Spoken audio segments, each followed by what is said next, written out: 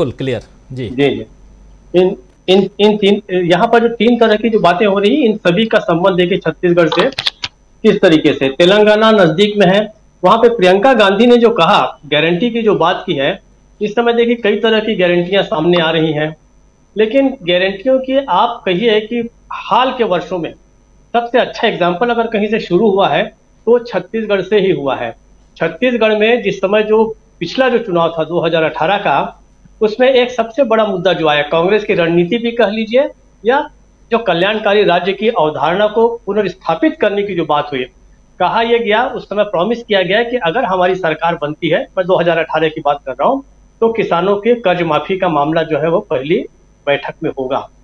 उसके बाद जब राहुल गांधी गए वापस, जब तक वो गए तब तक उन्हें सूचना मिल गई थी कि कर्ज माफी की जो बात है वो पूरी कर दी गई है, और कैबिनेट की पहली बैठक में यह निर्णय ले लिया गया कि किसानों का जो कर्ज है वो माफ कर दिया है। देखिए, गारंटियां सभी देते हैं, लेकिन गारंटियों की विश्वसनीयता क्या है? आप याद कीजिए, पिछले कुछ समय वहां पर उत्तर प्रदेश में जब वो स्ट्रे कैटल, जो सड़क पर घूमने वाले जो मवेशी हैं, उनकी बहुत बड़ी समस्या थी, वहां पर भाषण देते हुए मोदी जी ने कहा था कि मवेशियों की जो समस्या है वो अब मुझ पे छोड़ दीजिए, और ये कुछ समय के बाद जो है ये समस्या पूरी तरीके से खत्म हो जाएगी। अभी देखिए, वहां पर उत्तर प्रदेश में भारतीय जनता पार्टी की सरकार आई, लेकिन आज भी वो समस्या जो है वैसी ही बनी हुई है। ऐसी बहुत सारे प्रोमिसेस, खैर वो 15 लाख वगैरह वाली बात तो बहुत पुरानी हो गई, अब तो उसके बारे में बहुत ज्यादा बात करने से अपने को ही दुख होता है कि इतना बड़ा नुकसान हम लोगों ने कर लिया कि 15 लाख मिलने वाले थे, 15 लाख नहीं मिल रहे हैं बाकी। लेकिन ये जो छोटी छोटी गारंटियां हैं, कांग्रेस ने सबसे अच्छा एग्जाम्पल इन चीजों को लेकर जो किया वो यही किया है। यहाँ पर कहा गया कि धान का सबसे अच्छा मूल्य हम देंगे, और कांग्रेस की सरकार ने छत्तीसगढ़ में वो भी करके दिखाया है। तो ये जो गारंटियां हैं वो निश्चित रूप से यहाँ पर जो है वो पहले से उसकी शुरुआत हुई है, एक एग्जाम्पल सेट किया छत्तीसगढ़ ने, और इसके बल पर आज जो कांग्रेस के नेता कहीं पर भी कोई गारंटी देते हैं तो लोगों को ये भरोसा होता है कि छत्तीसगढ़ की तरह जो है ये शायद पूरा होएगा। दूसरी बात, हम कोयले का एक बहुत बड़ा मुद्दा जो सामने आया हुआ है, कोयले की सप्लाई से सबसे बड़ा प्रभावित अगर कोई दूसरा जो राज्य हुआ है तो छत्तीसगढ़ है। जैसे राहुल गांधी ने बताया कि किस तरीके से आपकी बिजली महंगी हुई है, मैं आपको बताऊं राजीव जी कि छत्तीसगढ़ में इतनी सारी ट्रेन कैंसिल की गई हैं, इतनी सारी ट्रेन जो है, अक्सर पैसेंजर ट्रेनें जो है रोक दी जाती हैं। पता चलता है कि उसमें कोयले की ढुलाई हो रही है, और बड़ी बड़ी मालगाड़ियां जो है, किसी मालगाड़ी में जो है वो 50 डिब्बे हैं, किसी में 60 डिब्बे हैं, मिससे उसको एक एक स्टेशन से निकलने में भी समय लगता है। यहाँ की जनता पिछले 3 साढ़े 3 वर्षों से पूरी की पूरी हैरान हो गई है।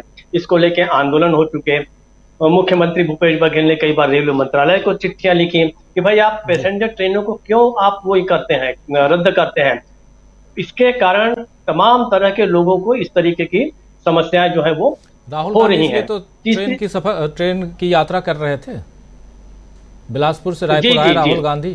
हाँ, वो भी एक जी प्रतीकात्मक हो सकता है, लेकिन यहाँ पर ट्रेनें इतनी ज्यादा संख्याओं में कैंसिल हो रही पिछले कुछ समय से कि यहाँ पर लोग, अच्छा अब ये लोगों को पता चल गया है कि जो कोयला ढुलाई के कारण, और इसका सीधा सीधा फायदा जो है वो अदानी ग्रुप को जा रहा है, ये भी कहा जाता है। अब उसके बारे में अब ये देखना पड़ेगा कि उसमें से कितना कोयला अदानी को जाता है, कितना कोयला किसको जाता है, लेकिन कोयला जो है वो एक एलिमेंट है जिसके कारण कम से कम छत्तीसगढ़ की जनता जो है वो बेहद परेशान है। तीसरी बात जो है कि जांच के बारे में जो कहा गया राहुल गांधी ने, मुझे लगता है कि जो पत्रकार है उसको आइडेंटिफाई किया जाना चाहिए कि क्या जिस तरीके से पिछले समय एनडीटीवी के जो चीफ हैं संजय पुगलिया, उन्होंने बंबई के जो रोहित मिश्रा को इंस्ट्रक्ट किया था कि अदानी के बारे में कोई भी इस तरीके के सवाल पूछने पर आप उस प्रेस कॉन्फ्रेंस को डिस्टर्ब कीजिए, जो रकस फैलाने का काम कीजिए। और आपको पता है उसका कंसिक्वेंस ये होता है कि वहां के उस पत्रकार, मुंबई का जो ब्यूरो चीफ था रोहित मिश्रा, उसने इस्तीफा देना पसंद किया था। उसी हाउस से एक और पत्रकार विदा हो रहे हैं। तो देखना यह होगा कि मोदी के मित्र हैं, उनके कारण क्या क्या चीजें हो रही है। ये जो जांच होगी वो केवल इस एक अकेले मुद्दे की 32,000 करोड़ की जांच नहीं है, ये सारी की सारी जांच है, वो मोदी की भी जांच है, वो मीडिया और सत्ता के रिश्तों की भी जांच होगी, उसमें फिर मुंद्रा बंदरगाह की भी जांच होगी, जहां पिछले 3 या 4 बड़े बड़े खेप में पता नहीं कितना नशीला पदार्थ उतरा है, कभी 3,000 करोड़ का, कभी 500 किलोग्राम का। तो ये सारी जांच है, ये सारी की सारी खुलेगी। अंतिम बात करके मैं खत्म करूंगा कि अब हमें ये याद रखना चाहिए कि सत्यपाल मलिक ने कहा था कि अदानी जो है इस सरकार को खा जाएगा। तो ऐसा लगता है कि देश जो है उसी तरफ बढ़ रहा है, भारतीय जनता पार्टी उसी तरफ बढ़ रही है। उनका ये भी कहना था कि अदानी का जो पैसा है वो दरअसल मोदी का पैसा है, तो इसका असर जो है अभी साफ दिखने लगा है। इसी पांच चुनाव में तो इसका असर दिखेगा, 2024 में भी इसका असर होगा। राजीव जी, सरकार को खा लें कोई दिक्कत नहीं, लेकिन देश को इस सर्वे शायद ऐसा कहते होंगे, मुझे तो नहीं है कि मैं नहीं कह सकता, लेकिन यहाँ पर कोई स्थिति बहुत अच्छी नहीं है छत्तीसगढ़ में। और छत्तीसगढ़ में एक तो उनकी जो संगठनात्मक जो ताकत है वो तो अपने आप में है ही, एक मजबूत कांग्रेस है और उनके पास पिछले 5 साल का किया हुआ काम भी है। जैसा कि हमको पता है कि पुराने समय में जो सरकार थी डॉक्टर रमन सिंह की, उस समय उनका जो जोर था वो शहर केंद्रित योजनाओं पे ज्यादा था और बड़े उद्योगों पर आधारित था। हम इन्होंने आके जो नीति बदली है, इसके कारण जो विकास जो है वो निश्चित रूप से गांवों तक भी पहुंचा है और लोग इस चीज को रियलाइज कर रहे हैं। अब मुझे ऐसा लगता है कि इसका फायदा निश्चित रूप से मिलेगा।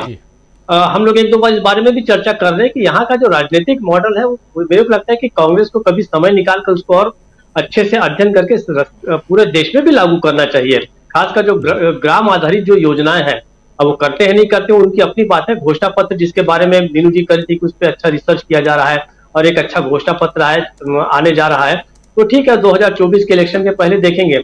लेकिन छत्तीसगढ़ से निश्चित रूप से कांग्रेस को एक ऊर्जा भी मिलती है, एक ताकत मिलती होगी, ऐसा मुझे लगता है।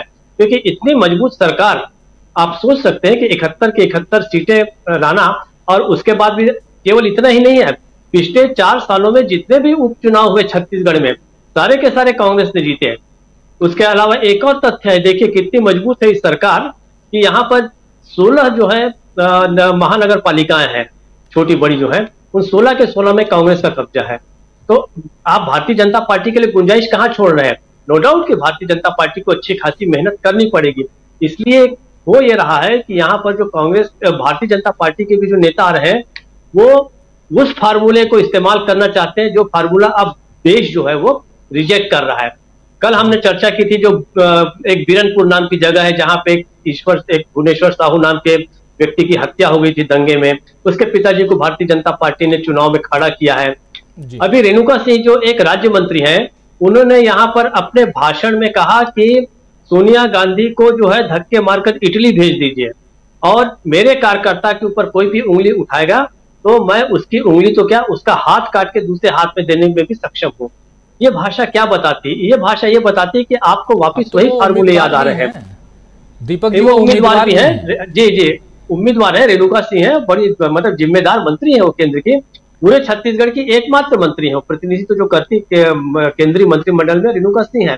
तो इस तरीके की भाषा पे जब कोई पार्टी या व्यक्ति उतर जाए तो हमें समझ लेना चाहिए कि उसकी स्थिति क्या है। ठीक है, भारतीय जनता पार्टी अपनी ओर से मेहनत कर रही है। अमित शाह परसों यहाँ थे, कल फिर आ रहे हैं यहाँ पे। जब भारतीय जनता पार्टी के जो अध्यक्ष हैं अरुण साहब, अभी ये हो गया कि भारतीय जनता पार्टी के जो उम्मीदवार हैं जब वो नामांकन भरने जाते हैं तो भी केंद्रीय मंत्री आ रहे हैं। अभी एक जगह पर इनको बुलाया जा रहा है, हेमंता बिस्वा शर्मा को बुलाया जा रहा है, वो आके यहाँ पे 2 उम्मीदवारों के वो नामांकन भी भरवाएंगे। तो अब आप सोच सकते हैं कि ऐसा एक अंदाज है कि शायद 200 सवा 200 जो है केंद्रीय नेता और मंत्री जो है वो छत्तीसगढ़ में उतारे जा रहे हैं। तो अपने आप में उनका जो डेस्परेशन है भारतीय जनता पार्टी का वो नजर आ रहा है। तो निश्चित रूप से इससे ऊर्जा मिलती होगी कांग्रेस को। मुझे ऐसा लगता है कि छत्तीसगढ़ का जो असर है वो जा रहा है, और जैसा कि सुनील शुक्ला जी ने बताया कि यहाँ का असर तेलंगाना भी हो रहा है, लगभग सभी जगह हो रहा होगा राजीव जी, ऐसा मुझे लगता है। जी बिल्कुल हो, और एक्चुअली रोल मॉडल के रूप में छत्तीसगढ़ को कांग्रेस सामने रख सकती है, क्योंकि एक लंबा सफर और पिछले